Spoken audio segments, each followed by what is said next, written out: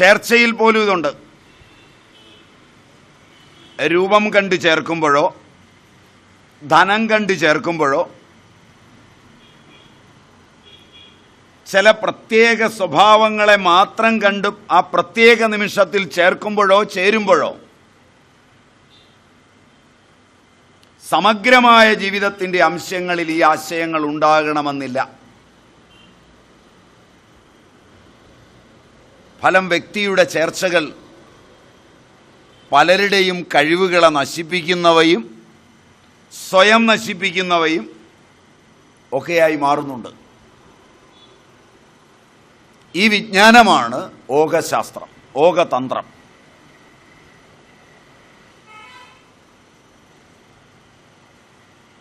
ഇത് വളരെ പ്രാചീനമാണെന്നുള്ളതാണ് ഏറ്റവും ശ്രദ്ധേയം. ഇതിൻ്റെ പ്രാചീനതയെ കണ്ടിട്ട് മാക്സ് മുള്ളറും വിന്റർനിറ്റ്സുമെല്ലാം അതിനെ കുറേയെങ്കിലും മുന്നോട്ട് കൊണ്ടുവന്നില്ലെങ്കിൽ തങ്ങളുടെ സംസ്കൃതിക്ക് നിലനിൽക്കാൻ പ്രയാസമുണ്ടാകുമെന്ന് വ്യക്തമായി മുള്ളർ തന്നെ എഡിറ്റ് ചെയ്തിട്ടുള്ള ഭാരതീയ വിജ്ഞാന ശാഖ മൊത്തമായി പറയുന്ന 50-60 വോളിയങ്ങൾക്കകത്ത് ഇടയ്ക്കിടയ്ക്ക് കയറി പറയുന്നുണ്ട്. വിന്റർനിറ്റ്സിൻ്റെയും മുള്ളറുടെയും മക്ഡൊവലിൻ്റെയും എല്ലാം മക്ഡൊണാൾഡിൻ്റെയും എല്ലാം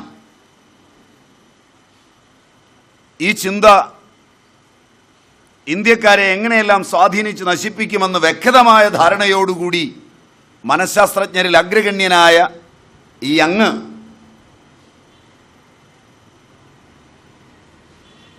മനഃശാസ്ത്രത്തെ അവലംബമാക്കിക്കൊണ്ട് രേഖപ്പെടുത്തിയിട്ടുമുണ്ട്. ഇതിലെ സത്യങ്ങളെ അംഗീകരിക്കുവാൻ പോകുന്നതിനേക്കാൾ ഒരേ കാര്യം തന്നെ രണ്ടിടത്ത് എഴുതി വയ്ക്കുമ്പോൾ ഒരേ ചിന്തയുടെ ശബളിമയോടെ എഴുതി വയ്ക്കുമ്പോൾ ആ ശൈലിക്ക് പോലും മാറ്റമില്ലാതിരിക്കെ പ്രാചീന ഭാരതീയ ചിന്തയിലെ ചില അംശങ്ങളെ ആധുനികമാണ് എന്ന് പറയുവാൻ ഇവർ കാണിക്കുന്ന വെമ്പൽ സ്വസംസ്കൃതിയോടുള്ള ആദരവിൻ്റെ പേരിൽ അതിനെ നശിപ്പിക്കുവാനാണെന്ന് ഈ യങ് ശങ്കയില്ലാതെ രേഖപ്പെടുത്തിയിട്ടുമുണ്ട്.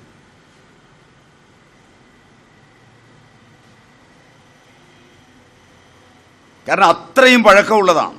മാനവ ജീവിതത്തിൽ ഇന്ന് നിങ്ങളിരിക്കുന്ന ഈ അഭയത്തിൻ്റെ ഹാളിലിരിക്കുന്ന നിങ്ങളുടെ മനസ്സ് നിങ്ങളുടെ ഒരു കുട്ടിയുടെ ആഹാരം, കുട്ടി കേൾക്കുന്ന ശബ്ദം, സ്പർശം, രൂപം, രസം, ഗന്ധം എന്ന വിഷയങ്ങൾ, പ്രകൃതിയിലെ വിഷയങ്ങൾ അവൻ്റെ സ്വഭാവത്തെ, അവൻ്റെ ശാരീരിക ആരോഗ്യത്തെ, അവൻ്റെ കുട്ടികളുടെ ജീവിതത്തെ എങ്ങനെയെല്ലാം ബാധിക്കും എന്ന് ഇനിയും മനസ്സിലാക്കിയിട്ടില്ല. അത്ര ധാരാളിത്തത്തോടെയാണ് നമ്മുടെ കുടുംബജീവിതവും സാമൂഹിക ജീവിതവും ഇന്ന് കരുപിടിപ്പിക്കുന്നത്.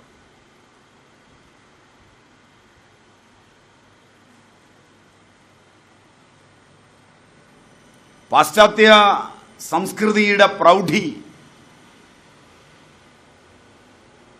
ധനത്തെ അവലംബിച്ചുള്ളതായിരുന്നു.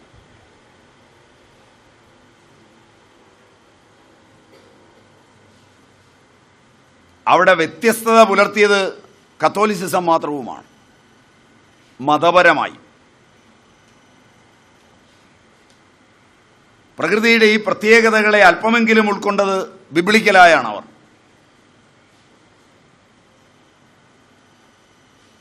ഫലമായി അതൊരു സംസ്കാരമായി വളർന്ന അന്നത്തെ നാളുകളിൽ 1628 മറ്റോ ഉള്ള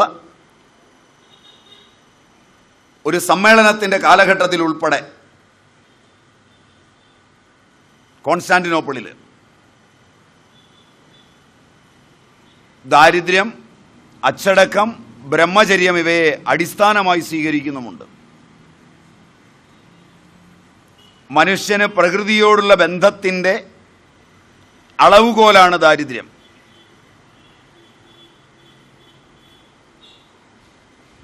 അതവന് പ്രകൃതിയോ ഈശ്വരനോ തന്ന ഒരു അനുഭവമല്ല.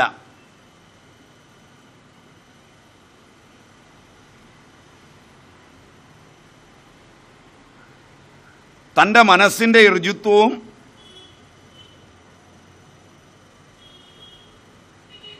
തൻ്റെ വളർച്ചയും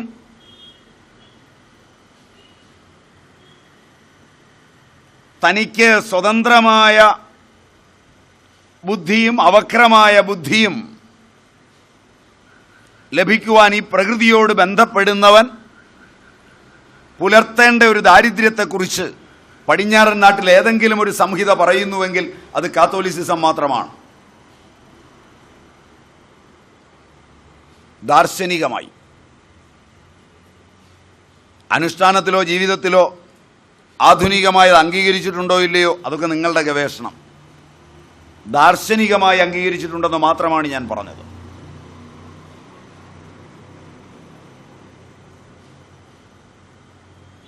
പ്രകൃതിയുമുള്ള മാനവ ബന്ധത്തിൻ്റെ അതിചാരുതയാർന്ന ഒരു ഇതിഹാസം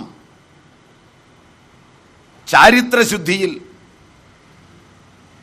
ഇന്ദ്രിയങ്ങളെയെല്ലാം തൻ്റെ ബോധത്തിലേക്ക് ആനയിച്ചു നിർത്തുന്ന ഒരു ബ്രഹ്മചര്യത്തിൽ അധിഷ്ഠിതമാണെന്നും പടിഞ്ഞാറ് കത്തോലിസിസം പറഞ്ഞിട്ടുണ്ട്.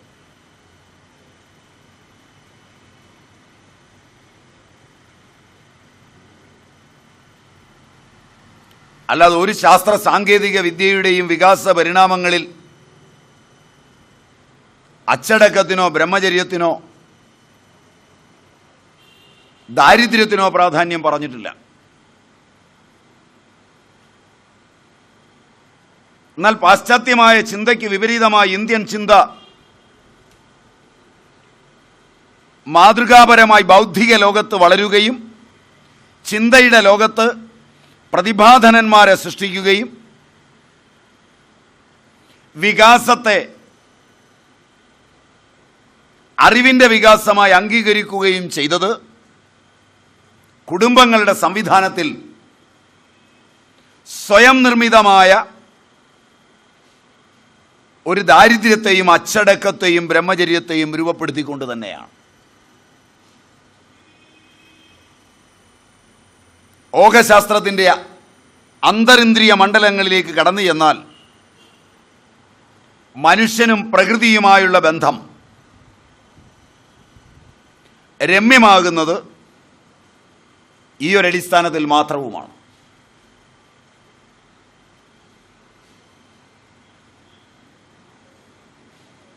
നിങ്ങൾക്ക് എന്നെ ഫോളോ ചെയ്യാൻ പറ്റുന്നുണ്ടോ എന്നൊന്ന് ചോദിച്ചിട്ട് തുടങ്ങാം.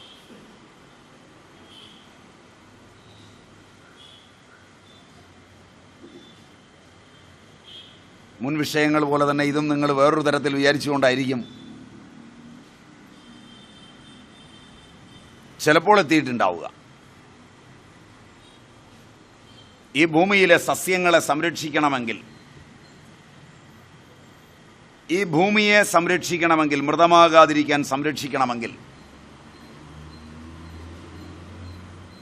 ആവശ്യത്തിലൂന്നിയ ഒരു ദാരിദ്ര്യം മാനവൻ അനിവാര്യമാണ്.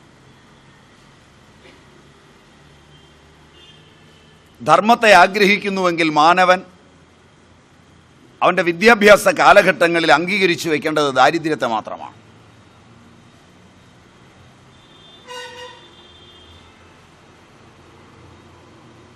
പ്രതിഭ വികസിക്കണമെങ്കിൽ അവൻ അംഗീകരിക്കേണ്ടത് ദാരിദ്ര്യത്തെ മാത്രമാണ്. നിങ്ങൾ പഠിക്കാൻ വിടുന്ന കുട്ടികൾ പഠിക്കണമെങ്കിൽ അവർ സ്വയം ദാരിദ്ര്യത്തെ അംഗീകരിക്കുന്നവരാണെങ്കിൽ മാത്രമാണ്.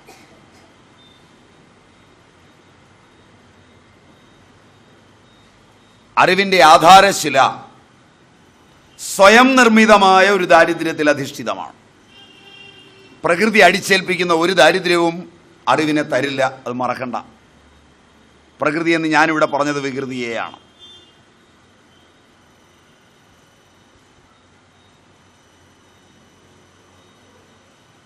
നിങ്ങളുടെ കൂടെ ഇരിക്കുന്ന കുട്ടികളിൽ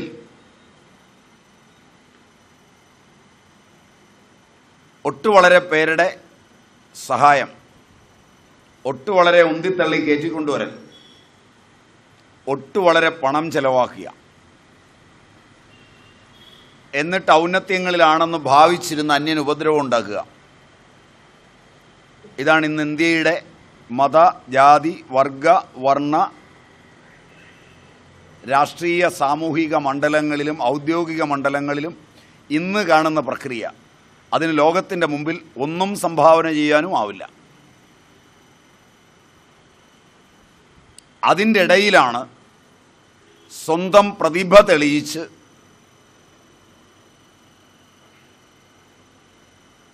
ഇവരെ എല്ലാം ഉല്ലംഘിക്കുന്ന രീതിയിൽ അപൂർവം ചിലർ കയറി വരുന്നത്.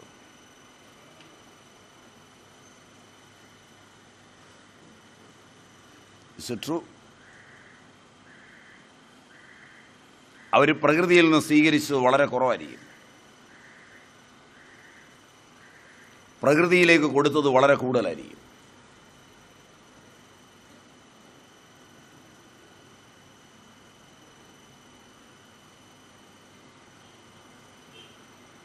അതുകൊണ്ട് അച്ഛനും അമ്മയും എന്ത് വാങ്ങിച്ചു തരുമ്പോഴും നിങ്ങളുടെ പ്രതിഭ വളരാനോ നാളെ സമാധാനം കിട്ടാനോ നിങ്ങൾ കുട്ടികൾ ആഗ്രഹിക്കുന്നുവെങ്കിൽ ദാരിദ്ര്യമാണ് അതിന് വഴി.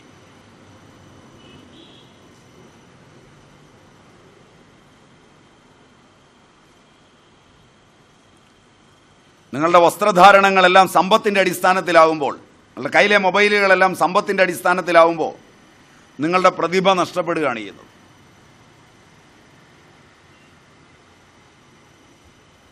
ഈ ഫോർമുല നിങ്ങൾ സമ്മതിക്കുമോ എന്നറിയില്ല.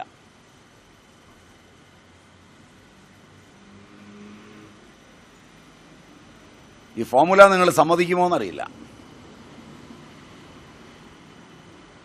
ഒരു പുസ്തകം വാങ്ങാൻ പൈസ ചെലവാക്കില്ല എന്ന് സ്വയം തീരുമാനിക്കുന്ന ഒരു കുട്ടി സ്കൂളിലെ ലൈബ്രറിയിൽ പോയിരുന്ന ആ പുസ്തകം എടുത്ത് റെഫർ ചെയ്യുമ്പോൾ 1 മണിക്കൂർ കൊണ്ട് നേടുന്ന ഒരു അറിവ് ആ പുസ്തകം തന്ത വാങ്ങിച്ചു കൊടുത്ത് കയ്യിൽ വെച്ചാൽ അവൻ്റെ ജീവിതകാലത്ത് ഒരിക്കലും ഉണ്ടാവില്ല.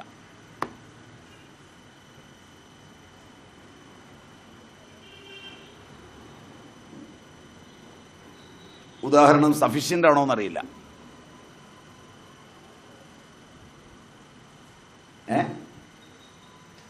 നിങ്ങൾ കുട്ടികൾക്ക് പ്രതികരിക്കാം. എനിക്കൊരു പുസ്തകം കിട്ടിയാൽ അത് കയ്യിലുള്ളിടത്തോളം കാലം നാളെ നോക്കാം, മറ്റന്നാ നോക്കാം, എൻ്റെ സ്വന്തമാണ്. അതിനുള്ള ദാരിദ്ര്യം എനിക്കുണ്ടെങ്കിൽ അടുത്തിരിക്കുന്നവൻ്റെ കയ്യിൽ നിന്ന് പേജ് മറിക്കുമ്പോൾ, വെറും സ്കിം ചെയ്യുമ്പോൾ പോലും അതിലെ പേജിലുള്ള അറിവ് മുഴുവനുമാണ് അവൻ്റെ മസ്തിഷ്കത്തിൽ കയറുന്നത്.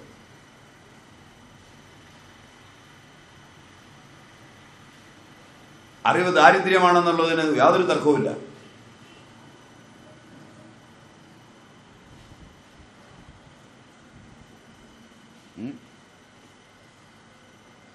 പ്രതികരിക്കാം.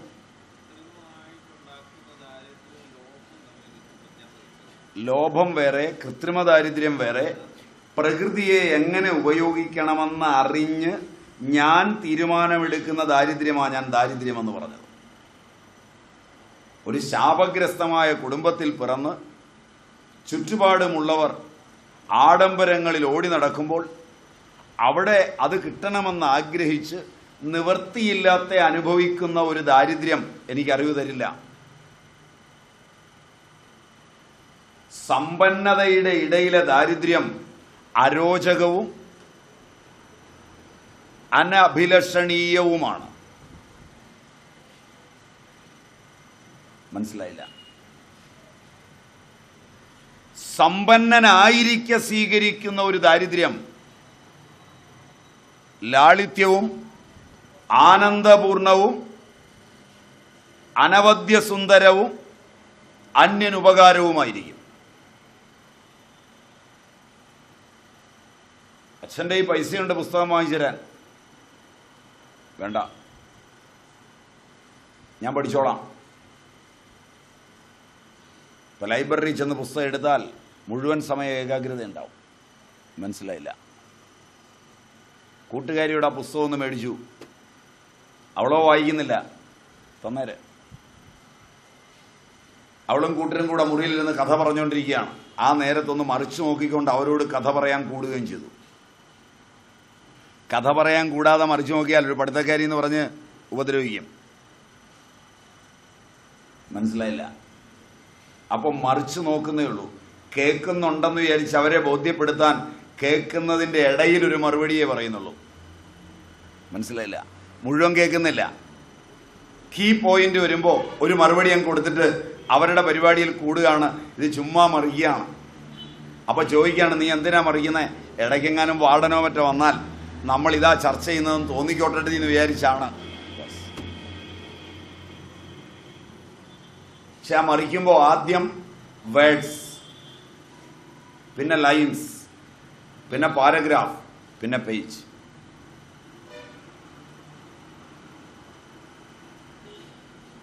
കാരണം ഏകാഗ്രത ഏറ്റവും ഷാർപ്പാകുമ്പോൾ പേജ് ഒന്നിച്ചാണ് പഠിക്കുന്നത്.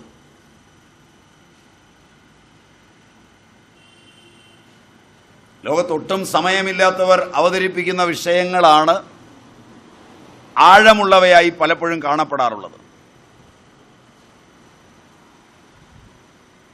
ശരിയല്ല, ശരിയല്ല. പാർലമെന്റേറിയൻസിലെ ഏറ്റവും തിരക്കോടെ പണിയെടുത്തിട്ടുള്ള ഇന്ത്യൻ പാർലമെന്റേറിയൻസ്, ബൗദ്ധികമായി വിദ്യാഭ്യാസത്തിൽ വളരെ പിന്നോക്കം നിന്നവർ, വളരെയധികം ആഴമുള്ള വിഷയങ്ങൾ ഇന്ത്യൻ പാർലമെന്റിൽ അവതരിപ്പിച്ചിട്ടുണ്ട്. ഇഷ്ടം പോലെ സമയമുള്ള, ഇഷ്ടം പോലെ ക്ലർക്കുമാരുള്ള, ഇഷ്ടം പോലെ പുസ്തകങ്ങളുള്ളവൻ ബ്ലഫ് ചെയ്യാണ് പതിവ്. It's it true? ശരിയല്ല. ഞാൻ പറയുന്ന ഒന്നും ശരിയല്ല എന്ന് തോന്നുന്നു നിങ്ങളുടെ ഇരിപ്പ് കണ്ടിട്ട്. അപ്പോൾ ഇതിൻ്റെ രഹസ്യം അറിയണമെങ്കിൽ പ്രകൃതിയും മനുഷ്യനും തമ്മിൽ, നിങ്ങൾ പറഞ്ഞ പ്രകൃതി, ഞാൻ പറഞ്ഞ വികൃതി, അതും മനുഷ്യനും തമ്മിൽ, അതിൽ നിന്ന് വരുന്ന ഒരു പാരസ്പര്യം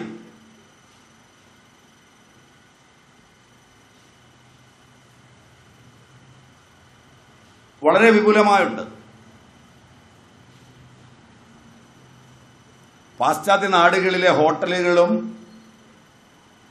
പാശ്ചാത്യ നാടുകളിലെ ധനത്തെ അടിസ്ഥാനപ്പെടുത്തിയുള്ള ജീവിതക്രമവും മടുത്തവരാണ് അനാദികാലം മുതൽ ഇന്ത്യ പോലുള്ള രാജ്യങ്ങളിലേക്ക് വന്നത്. ശരിയുണ്ടോ നിഗമനം? ഇന്ത്യയുടെ കടൽ തീരങ്ങൾ, അനാഘ്രാതങ്ങളായ ഇന്ത്യൻ കടൽ തീരങ്ങൾ, മാനവസ്പർശമേൽക്കാത്ത ഇന്ത്യൻ വനങ്ങൾ, ഒരുപക്ഷെ കന്യാവനങ്ങൾ,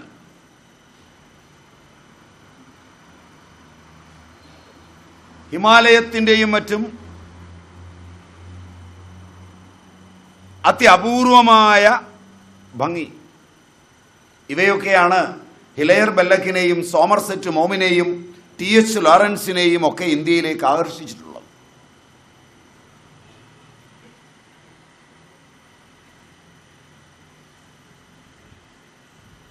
അവർ ഇന്ത്യയിലേക്ക് വന്നത് നിങ്ങൾ വാൾ പോസ്റ്റ് അടിച്ചിട്ടല്ല.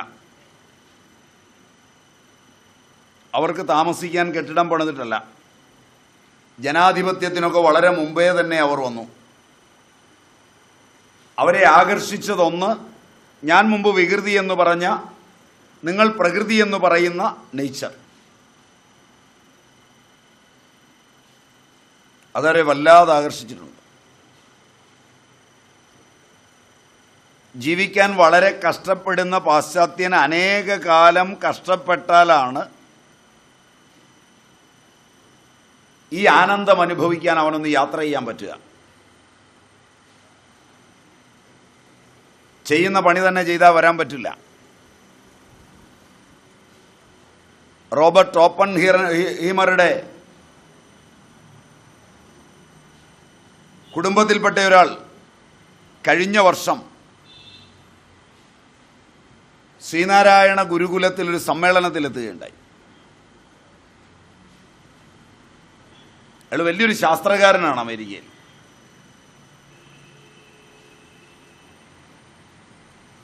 അയാൾ ആ സമ്മേളനത്തിനെത്താൻ അതോട് ബന്ധപ്പെടാത്ത ഒരു പിടി പണി ചെയ്യേണ്ടി വന്നു. അത് മുഴുവൻ അദ്ദേഹം അവിടെ വിശദീകരിച്ചു. നിങ്ങൾക്ക് ഇന്ത്യക്കാർക്ക് ഈ ഗതികേടില്ല എന്നും കൂടെ പറഞ്ഞു.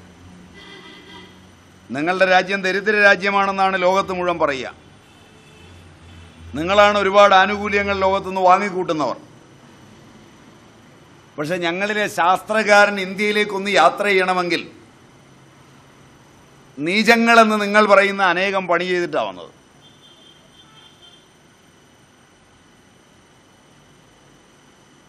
സംശയമുള്ളവർ പറഞ്ഞാൽ മതി. അദ്ദേഹത്തിൻ്റെ വേർഡ്സിൽ കേൾപ്പിക്കാൻ പറ്റുമെന്നാണ് എൻ്റെ ധാരണ. കാരണം ടൈപ്പ് ചെയ്ത് വെച്ചിട്ടുണ്ടെന്നാണ് എൻ്റെ ഉറച്ച ധാരണ. യെസ്,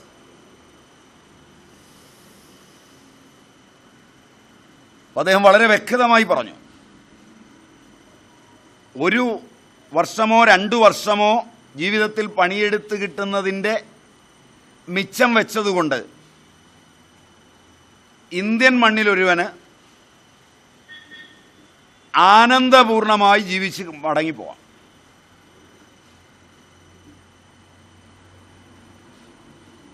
ഇത് പ്രയോജനപ്പെടുത്തുന്ന ഇന്ത്യക്കാരല്ല. കാരണം നിങ്ങൾക്കിതിലല്ല താല്പര്യം. നിങ്ങളുടെ സംസ്കാരത്തിൽ നിന്ന് ഇത് പോയിരിക്കുന്നു. അവൻ്റെ സംസ്കാരത്തിലേക്ക് ഇത് ആവാഹിച്ച് കയറിയിരിക്കുന്നു. 1 വർഷം ഇന്ത്യയുടെ പ്രകൃതിയെല്ലാം കണ്ട് അവിടുത്തെ ജീവിതചര്യയുടെ സാധാരണ ലോകങ്ങളെ അനുഭവിച്ച് തിരിച്ചു മടങ്ങുമ്പോൾ ലക്ഷങ്ങൾ ചെലവാക്കിയാൽ കിട്ടാത്ത ഒരറിവും ജീവിതാവേശവും വ്യക്തിക്കുണ്ടാകുന്നുവെന്നാണ് അയാൾ പറഞ്ഞതിൽ നിന്ന് മനസ്സിലാക്കാവുന്നത്. ഇത് അനാദികാലം മുതൽ ഈ രാജ്യത്തേക്ക് ആളുകൾ വന്നിട്ടുണ്ട്. അതിനു വന്ന ആളുകൾ വന്നത് അതിനാണെന്ന് അറിഞ്ഞിട്ടും നിങ്ങൾ അവിടെയെല്ലാം ആ ചുറ്റുപാടുകളെ സ്വാംശീകരിക്കുന്നതിന് പകരം നശിപ്പിച്ചുകൊണ്ട് പാശ്ചാത്യ നാടുകളുടെ മാതൃകയിൽ ടൗൺഷിപ്പുകൾ പണിതു. Is it right?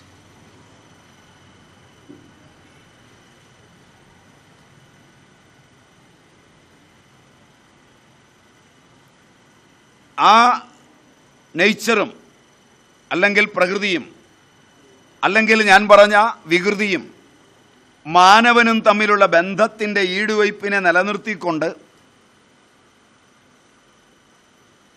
ആ പാരസ്പര്യത്തെ തുറന്നു കാട്ടിക്കൊണ്ട് അതിൽ മനുഷ്യൻ പുലർത്തുന്ന അച്ചടക്കവും ദാരിദ്ര്യവും കൊണ്ടാണ് അത് നിലനിൽക്കുന്നത് എന്ന്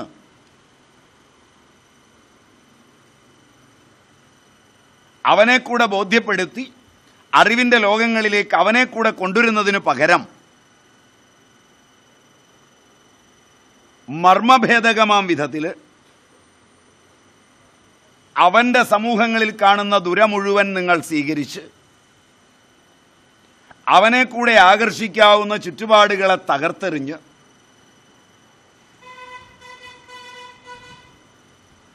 ജീവിതായോധനം തന്നെ ദുസ്സഹമാക്കി തീർക്കുന്ന ഒരു വികാസത്തിനാണ് നിങ്ങളുടെ പ്ലാനിംഗ് എല്ലാം രൂപം നൽകിയത്.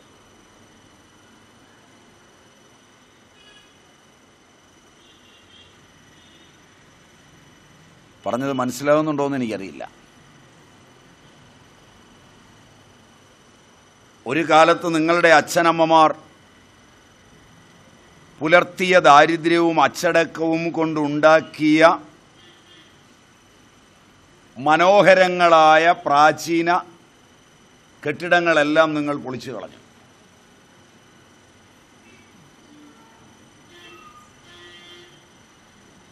മണലെടുത്തുകൊണ്ട് കല്ല് പൊളിച്ചുകൊണ്ട് ഒക്കെ നിങ്ങൾ മാറ്റിമറിച്ചുണ്ടാക്കിയ സമ്പത്തിൻ്റെ കേദാരങ്ങളിൽ നിങ്ങൾ സുഖമായി ഉറങ്ങിയില്ല, സന്തോഷമായി ജീവിച്ചില്ല. അത് വന്ന് കാണുന്നവന് സന്തോഷം പ്രദാനം ചെയ്തില്ല.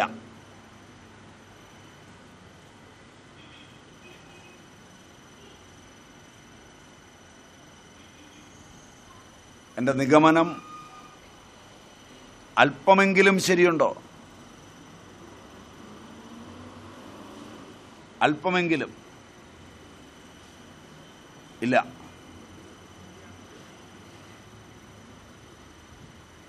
നാല് പേർ ചുറ്റി നിന്നാൽ എത്തിപ്പിടിക്കാനാകാത്ത മരങ്ങൾ നിന്ന നാട്ടിൻപുറങ്ങൾ ഉൾപ്പെടെ, വനമല്ല,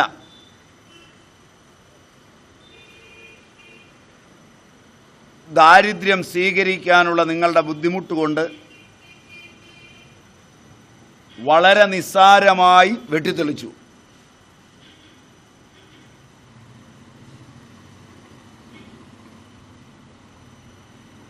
പ്രകൃതിയിൽ നിങ്ങളോടൊപ്പം ജീവിക്കുന്ന ജീവജാലങ്ങളെ ഉൾക്കൊള്ളുവാൻ നിങ്ങളുടെ മനസ്സ് വികസിക്കാത്തതുകൊണ്ട് അവയെ മുഴുവൻ നിങ്ങൾ വിഷം വെച്ച് കൊന്നു.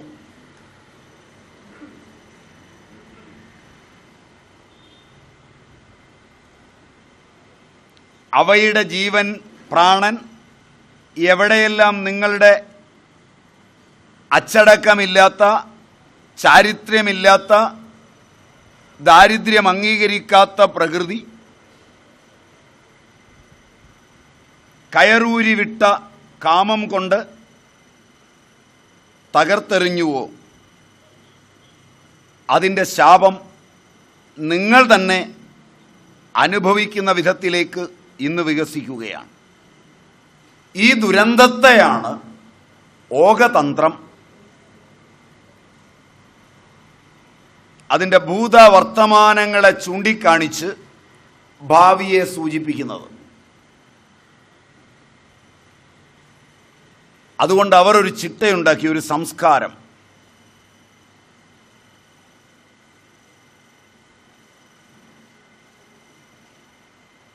അതിനൊരു സംസ്കാരം എന്നാണ് പേര്. മനുഷ്യൻ്റെ നിരന്തരമായ കർമ്മം ശീലമായി തീർന്ന് അവന് ചെയ്യാതിരിക്കാൻ പറ്റുകില്ല എന്ന അവസ്ഥയിലെത്തുമ്പോൾ അതവൻ്റെ സംസ്കാരമാണെന്ന് പറയും.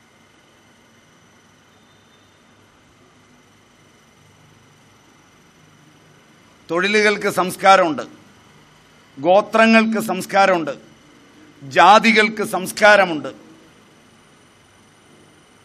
ആഹാരത്തിൽ, വസ്ത്രധാരണത്തിൽ, ജീവിതക്രമത്തിൽ, ഉറക്കത്തിൽ എല്ലാം.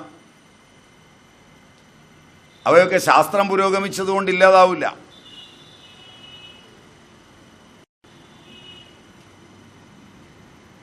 സംസ്കാരങ്ങളുടെ വിനിമയം കൊണ്ട് സാംസ്കാരിക സംഘർഷങ്ങൾ, ഐഡന്റിറ്റി ക്രൈസിസ് ഉണ്ടാക്കാൻ കഴിയും. ഭാവാത്മക ആനന്ദമുണ്ടാക്കാനും കഴിയില്ല.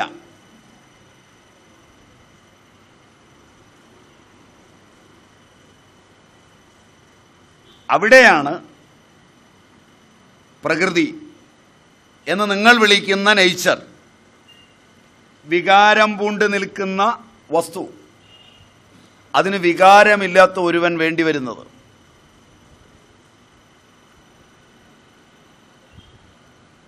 വ്യക്തി മുതൽ വിശ്വം വരെ.